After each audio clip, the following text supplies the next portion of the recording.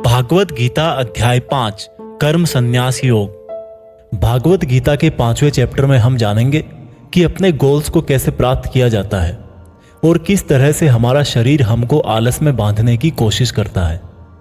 अर्जुन बोले, हे श्री कृष्ण, मैं अभी भी यह नहीं समझ पा रहा हूं कि मेरे लिए कर्म ज्यादा अच्छा है या कर्मों से संन्यास। श्री कृष्ण बोले, देखो अर्जुन, भले ही संन्यास और कर्म दो अलग अलग रास्ते हों, लेकिन दोनों की मंजिल एक ही है और वो है भगवान।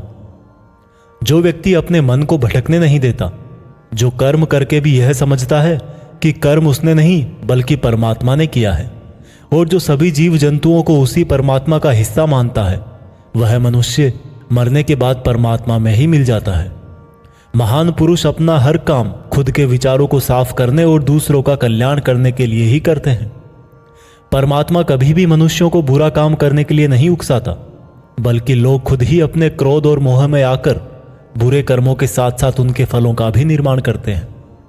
मैं तो बस उनका फल उन्हीं को वापस देता हूं। इस शरीर को चाहे कितना ही सुख दे दो, उसकी इच्छाएं तब भी पूरी नहीं होती। इसलिए अर्जुन, तेरे जैसे बुद्धिमान व्यक्ति को शरीर की इच्छाओं में मन नहीं लगाना चाहिए। इस संसार का असली योगी तो वो है जिसने अपने शरीर का नाश होने से पहले अपने क्रोध का नाश कर लिया हो, जो संपूर्ण प्राणियों का हित करता है, जिसका मन किसी भी कर्म में नहीं बंधता और जो अपने भटकते हुए मन को एक जगह केंद्रित करके परमात्मा को याद करता है, वही व्यक्ति सुखी भी है और परमेश्वर सहित सबका प्यारा भी। हे अर्जुन, ये इंद्रियां, मन, बुद्धि, इच्छा, आशा, डर और क्रोध ही तेरे दुश्मन हैं। इनका त्याग कर। दोस्तों, हमारी बॉडी यानी कि शरीर हमेशा रिलैक्स रहना चाहता है, क्योंकि बाय नेचर शरीर एक निर्जीव चीज ही है अगर उसमें आत्मा ना हो तो। लेकिन हम यह सोच लेते हैं कि मैं तो शरीर हूं, ये मेरी आंखें हैं, ये मेरे हाथ हैं, और अब मेरा शरीर मुझे सोने के लिए बोल रहा है। तो इसका मतलब यह है कि आपका शरीर आपकी बुद्धि पर भारी पड़ चुका है।